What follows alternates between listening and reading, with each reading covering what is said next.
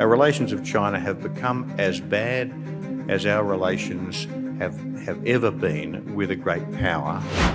Something big is happening, but what is it that's happening? Well, I think the best way to understand that is to see it as a challenge to the global order. Can the United States keep its global edge as China's power grows? Professor Hugh White analyzes China's economic rise to a projected 24% of global GDP by 2035, contrasting with a U.S. decline to 14%. This shift could reshape military landscapes, particularly concerning Taiwan, where China's military advancements challenge America's traditional strengths. White warns of catastrophic outcomes in any military clash, pointing to a potential nuclear standoff. He questions America's capacity to lead in Asia amidst waning power and resolve. Is the current global order sustainable, or will it lead to conflicts that further erode U.S. influence? For more thought-provoking analyses like this, elevate your understanding by subscribing to Vox and Global, where global insights meet strategic foresight. The key question is, well, who's going to win that battle of wills between the US and China? The assumption is, from our side, that it's going to be us. And that assumption is based on the fact that the West has more power, that the United States is preponderant across that whole range of varieties of national power that I mentioned before, that it is the new Rome, and also that the United States and its allies have more will, that we're more determined to preserve the order than the Chinese are to overturn it. And that's what I want to contest. I think both of those are wrong. It's much, much harder to deter China from testing the United States over Taiwan than I think we understand, and it's much, much harder to win the war if we fail to deter them. And that means that it's much, much harder for the United States to preserve its primacy in East Asia as the foundation for the Asian order. And the reason for that is really fundamental. And of course, at one level we all know it, but I think one of the challenges we all face is that we've all been living with the rise of China for so long that we've stopped focusing on what a remarkable thing it is.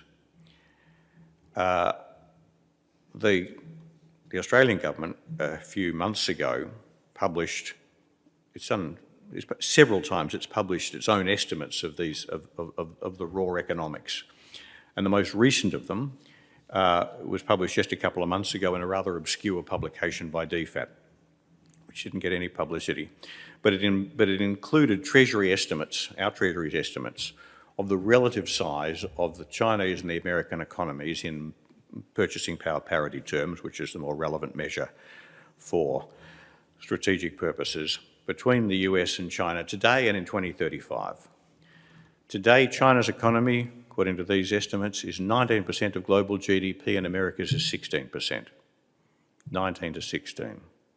But that's not the scary bit. The scary bit is in 2035, which is the day after tomorrow, they're estimating that China's economy will be 24% of global GDP and America's will be 14%. Now, I don't know about you, but I kind of find that impossible to imagine. We sort of grow up with the idea that America is almost by definition the largest economy in the world. Well, it just isn't. And not by miles. It's not just that the Chinese are snuck ahead by half a metre. And these are sophisticated calculations. They're not making any sort of dumb straight line extrapolations. It takes into account the demographic challenges, for example, that China faces, and the way in which the Chinese economy is changing in composition as it matures. And that really matters because throughout history, strategic weight, power, does derive essentially from economic scale. Why was Britain the world's strongest economy and the strongest power all through the 19th century? Because it had the biggest economy. Why was America the world's strongest power all through the 20th century? Because it had the biggest economy. We should not kid ourselves that those numbers don't mean that China is going to be, by a long chalk, the most powerful country in the world in the decades ahead. I think we do kid ourselves about that a bit. We somehow think that the laws of arithmetic don't apply to them as they do to us. That would be a very dangerous illusion indeed. And what that means is that we can't rely on our economic weight. We, the West, America in particular, can't rely on its economic weight or the charm of its diplomacy to counteract China. It is going to come down to that military contest. And the challenge of deterring China or defeating it is made all the harder by the massive resources, including technological resources, that China can bring to bear. Now, this is a big subject, and I'm going to go over it very quickly. But whereas it would once have been the case that the US would have won a war with China over Taiwan easily and quickly and cheaply, and when I say once, as recently as 2000 or 2005, that would have been the case. By 2010, it was becoming a bit harder to be confident. But today, actually, it's very easy to be confident. The United States cannot win a war with China over Taiwan because the Chinese have very effectively developed the air and maritime capabilities to deny the United States the capacity to project power to the waters around Taiwan, which they used to take for granted. And what that means is that a war between the US and China over Taiwan, which would, it's worth making the point, be the first great power war since 1945, first war between, or serious war between two great powers. We've had little border clashes, but no serious wars between two great powers since 1945. It'll be the first maritime war since 1945. And it will be the first significant war between nuclear powers, two nuclear powers ever. Again, little border clashes between India and Pakistan, but we haven't seen anything nearly as serious as this would be. So it will be a very new, big, different war. And it's a war that I think we can very clearly say America cannot win as a conventional conflict. Now, notice I says can't win. It doesn't mean they lose it. You can't beat America that way, but you can't beat China either. They fight one another to a standstill. They do it quite quickly. I think it only takes a couple of weeks. It will be extremely costly. America would lose lots of aircraft carriers if they dared to deploy any into the theatre. Lose lots of aircraft, lose lots of ships. China would lose a lot of aircraft and a lot of ships and would have its bases in the mainland of China attacked.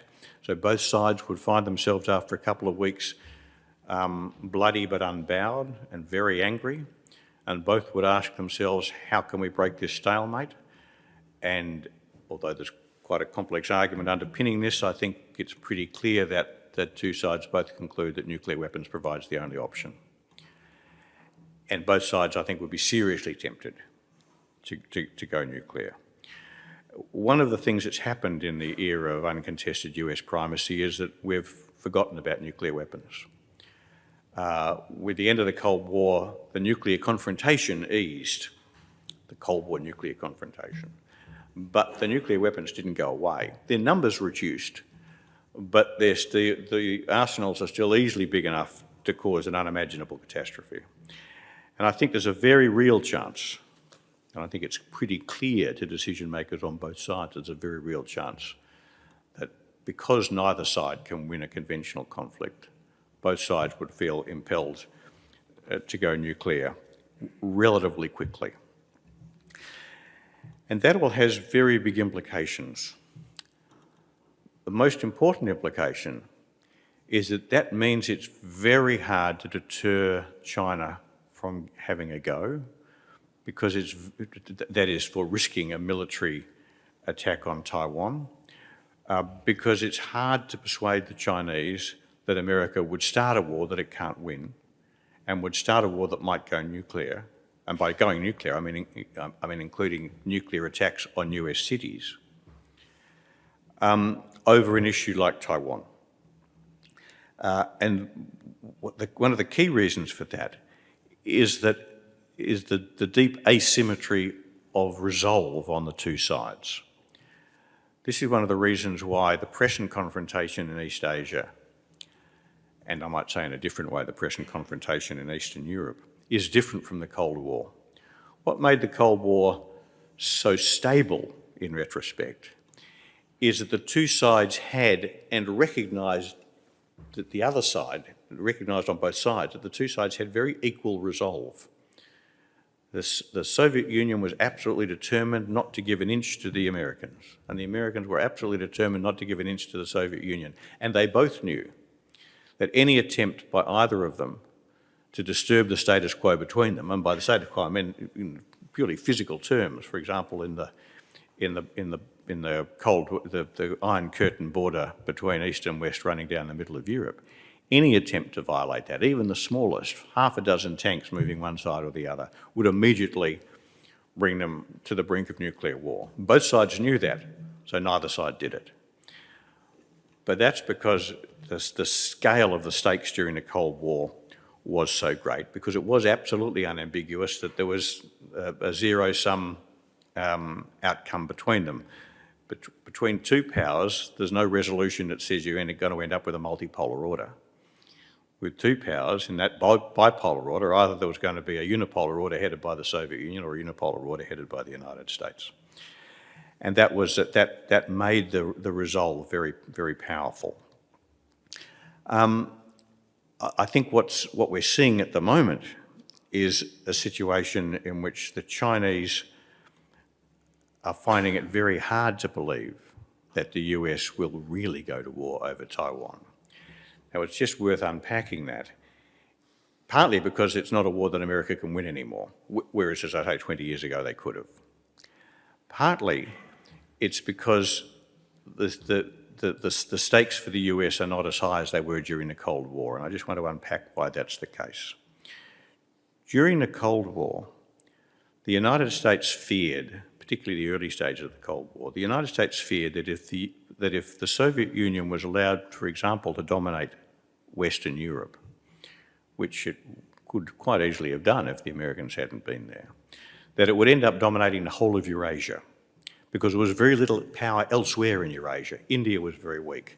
Southeast Asia was very weak. This is, the 1940s, 1950s, early 1960s. China was in Russia's pocket, at least until the Sino-Soviet split, late 50s, early 60s. And so it was a very real fear in the United States that the Soviet Union could have dominated the whole of Eurasia if they dominated Western Europe. And they believed that the Soviet Union, or for that matter any country that dominated the whole of Eurasia, could threaten the United States at home in the Western Hemisphere. And only a country that dominated the whole of Eurasia could threaten the United States at home in the Western Hemisphere. George Kennan, the architect of containment, of US containment policy, had a very sort of resonant line in which he said, America's entire security is bound up with preventing the emergence of Eurasian hegemon. That's really what the Cold War was all about. Now, if China threatened to replicate what the Soviet Union might have done, if China, having dominated East Asia and the Western Pacific, could move on to dominate the whole of Eurasia, then America would have an extraordinarily powerful reason to stop it. And just as America was prepared to bear any burden and pay any price to prevent the Soviets dominating Western Europe during the Cold War, including fighting a nuclear war, they would be willing to do the same thing in preventing China from dominating East Asia and the Western Pacific. But here we get back to the point I made before about these two models: a unipolar autocratic-led order or a multipolar order. Because when we unpack the distribution of power in the world today, it's very hard to see China and Russia, let alone China and Russia separately, being able to establish the kind of domination of Eurasia that would threaten the United States and drive the United States to accept the costs and risks of confronting China in East Asia. And the reason for that is there's just too much other power around. It's very different from the distribution of power in the 1940s or 1950s or even into the 1960s, when India was very weak, Western Europe was very weak, China was very weak. Today, you have a very strong China, but Russia is still there with many sources of power. I think we're going through a phase of underestimating Russia again, always a mistake. Still with lots of power, including a lot of nuclear weapons. Europe today is a very funny thing, a very strange thing. We don't really, the Europeans don't understand what kind of entity it is, but it's very strategically powerful. Big population, huge economy, very deep technology, nuclear weapons in the hands of a couple of members, and if I can put it this way a little bit politely, some very strong military traditions. I think Europe is very formidable. Then there's India. It's extremely formidable, potentially at least. It too has nuclear weapons.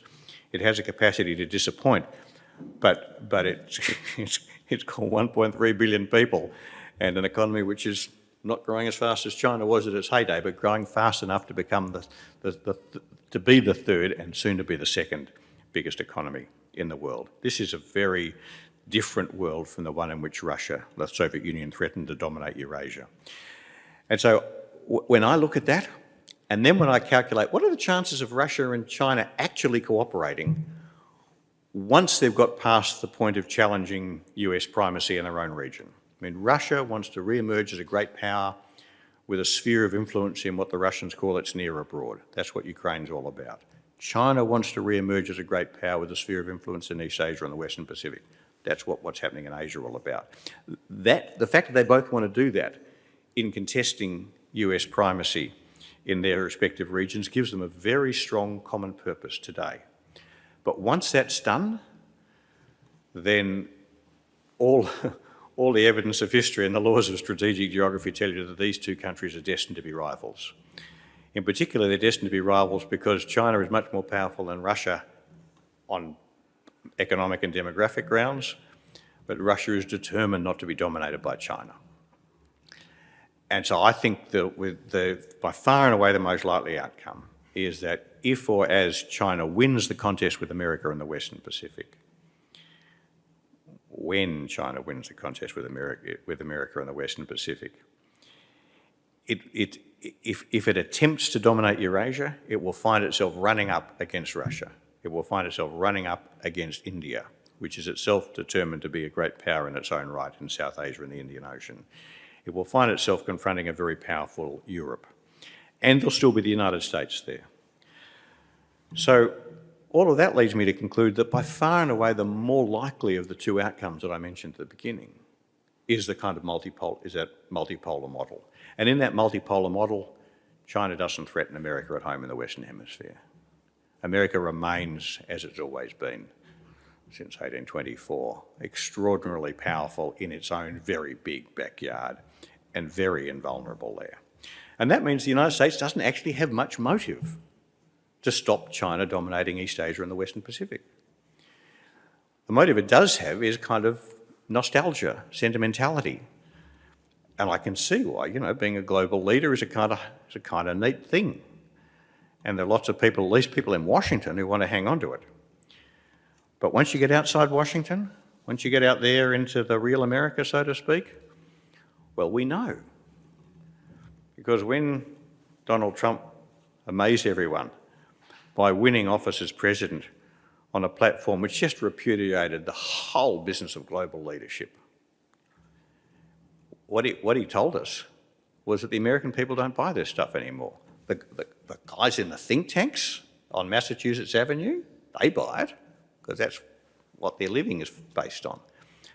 But out there where the voters are, out there where the taxes have to be collected and the votes have to be counted, they don't buy it. And the other thing it tells you is that that's what the Democrats think too. Joe Biden ran for office in 2020 on a slogan of the foreign policy for the middle class. What he said was, nothing I do in foreign policy, I'll put it the other way around, everything I do in foreign policy will be shaped by asking the question, what does this matter to ordinary American families? And that's just America first with a different label. So, let me go back. All of this means that it's very hard to imagine that America can effectively deter China from pushing hard on Taiwan, and because the Chinese will believe the Americans won't fight back. And that makes the world very dangerous for two reasons. The first is they might be right. America might well back off, and we will end up then in an Asia dominated by China. But the even scarier possibility is they might get that wrong. All of the logic I've unpacked can be there, but it would still be the case that at 3 o'clock in the morning, which is when these decisions always seem to be made, Joe Biden finds himself thinking, no, we're going to go for it. And Joe Biden himself, in a very muddled way, has repeatedly said that he would defend Taiwan. So one can't rule out that possibility, even despite the very scary scenarios I painted. And that suggests that we face two very dangerous possibilities. One is that the US, confronted with the chest from China, steps back and abandons Asia, and the second is that it doesn't, but it starts a war it can't win. And its leadership in Asia is destroyed anyway. Now, what all of that tells you is that defending that US-led global order that I started talking about at the beginning is not going to work. The US doesn't actually have the power or the resolve, the motive, to sustain the position that they thought they'd adopted at the end of the Cold War. And it's really for the most basic of reasons. It's the change in the distribution of wealth and power in the decades since the end of the Cold War, which has been the biggest, as I say, the biggest and fastest and most significant shift in distribution of wealth and power probably in human history.